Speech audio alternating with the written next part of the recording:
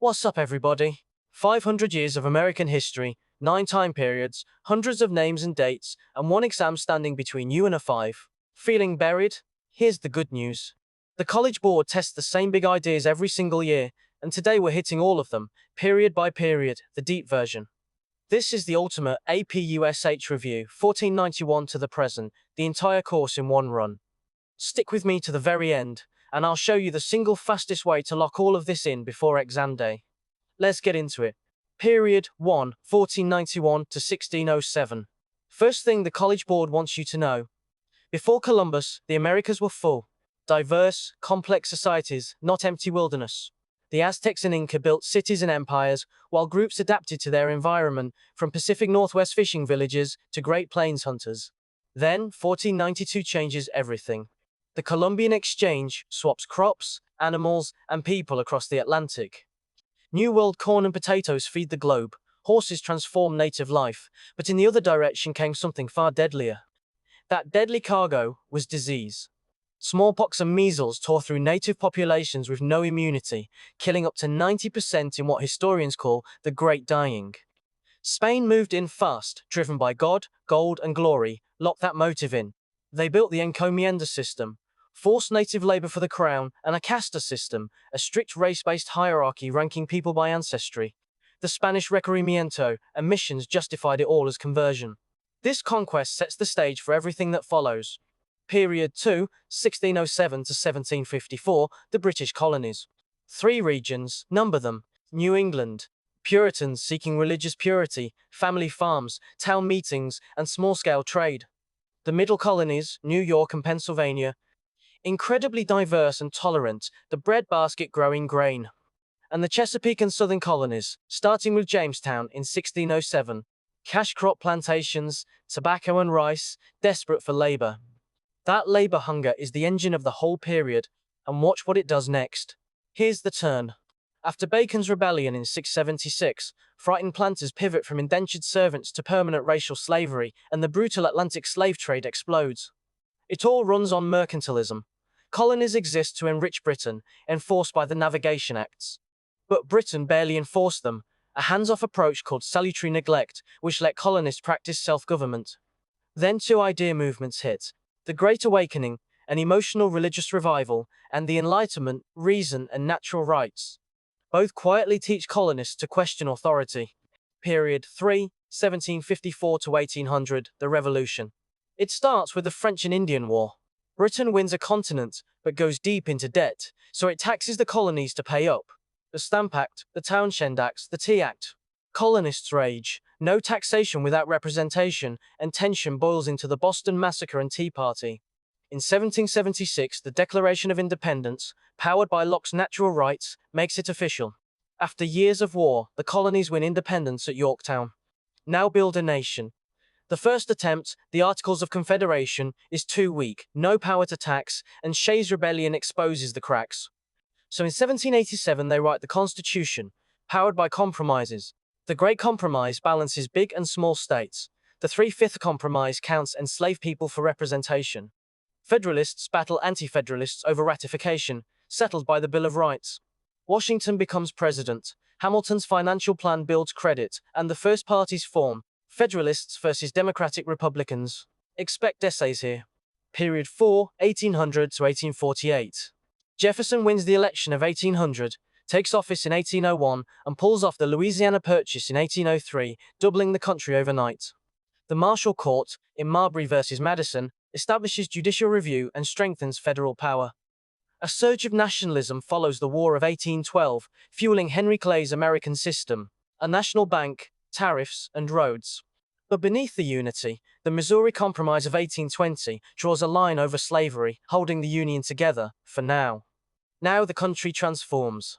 The market revolution rewires the economy, canals, railroads, factories, and a cash economy connect the nation. The Second Great Awakening sparks a reform wave.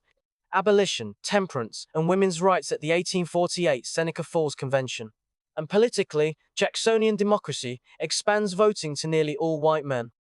But Andrew Jackson also vetoes the National Bank in the Bank War and forces native removal on the Trail of Tears. More democracy for some, devastation for others.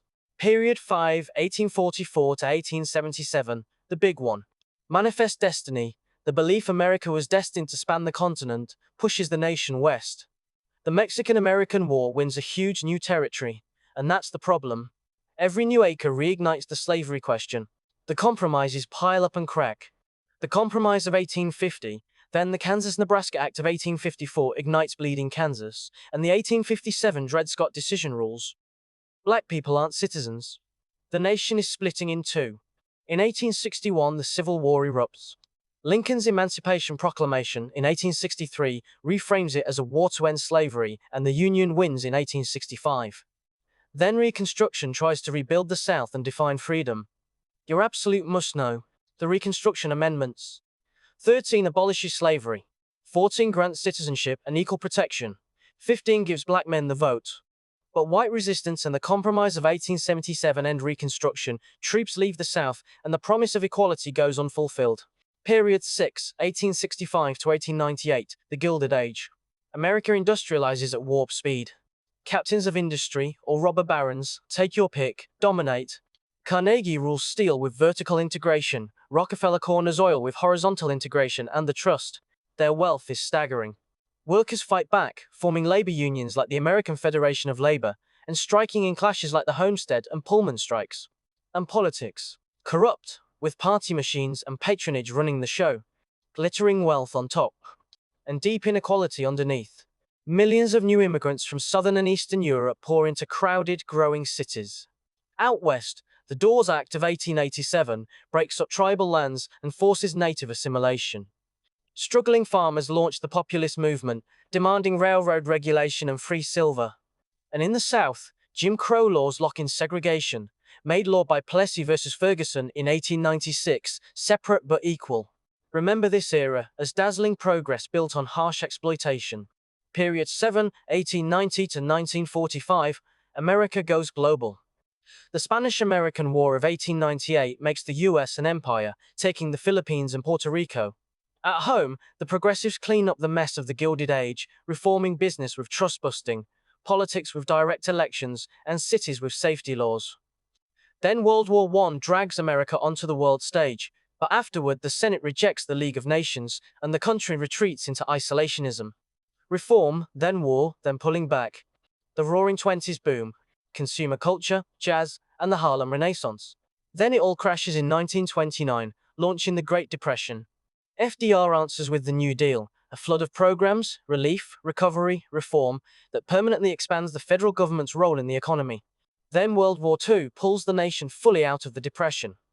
America becomes the arsenal of democracy, defeats the Axis, drops the atomic bomb, and emerges a global superpower. Massive period, lots of points. Period 8, 1945 to 1980, the Cold War. America and the USSR square off in a global standoff, and US foreign policy locks onto one strategy: containment, stopping the spread of communism. That doctrine sends troops to Korea and later Vietnam. At home, fear of communists fuels McCarthyism and the Red Scare. Meanwhile, the 1950s boom, suburbs, highways, television, and a baby boom create a prosperous consumer society. But that conformity won't last, because the 1960s erupt. The civil rights movement, led by Martin Luther King Jr., dismantles legal segregation, winning the Civil Rights Act of 1964 and the Voting Rights Act of 1965. Johnson's Great Society launches a sweeping war on poverty, Medicare and Medicaid. But the Vietnam War tears the nation apart, sparking a massive anti-war movement.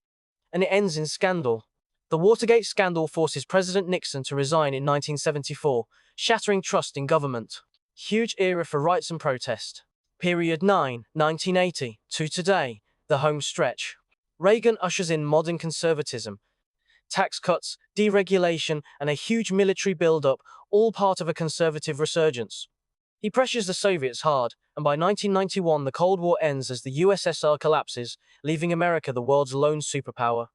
In the 1990s, globalization accelerates. NAFTA took effect in 1994, linking North American trade, and the digital revolution rewires the economy. Then the new century hits hard. On September 11, 2001, terrorist attacks launched the War on Terror and wars in Afghanistan and Iraq. The 2008 financial crisis triggers the worst economic collapse since the Great Depression. Debates over immigration, technology, and the role of government define modern America. This is the world you live in right now, and the College Board wants you to connect it back to everything before it. That's all 9 periods done. Now the exam itself, because knowing the format is 3 points. Section 1. 55 multiple choice questions in 55 minutes, then 3 short answer questions, the SAQs, in 40 minutes. Section 2 is the writing. 1 document-based question, the DBQ, in 60 minutes, plus 1 long essay, the LEQ, in 40. 4 parts, 2 sections, and the whole thing rewards pacing. Don't get stuck on one question. Know this clock cold before you walk in. Here's the secret the College Board basically hands you. 8 recurring themes tie the whole course together. American and national identity. Work, exchange and technology. Geography and the environment. Migration and settlement. Politics and power. America in the world. American and regional culture. And social structures.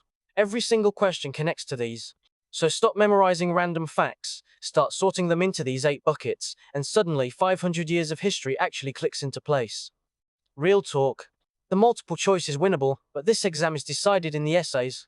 The DBQ and LEQ are where students gain or lose the most points, and they follow a strict, learnable rubric. A defensible thesis, specific evidence, document analysis, and historical reasoning, causation, comparison, and continuity, and change. Nail the formula, and you bank guaranteed points. I'm dropping a full writing guide that breaks down exactly how to score every rubric point. Do not skip it. And that's the entire APUSH course, all 9 periods, the exam format, the 8 themes, and the essays. You just reviewed 500 years of history in one sitting. But here's the truth I promised you at the start. Watching is not the same as knowing. The single fastest way to lock this in is active practice, so head to AIM5 and practice every unit for free, with instant feedback on every question. Links below. Now go get that 5. You've got this.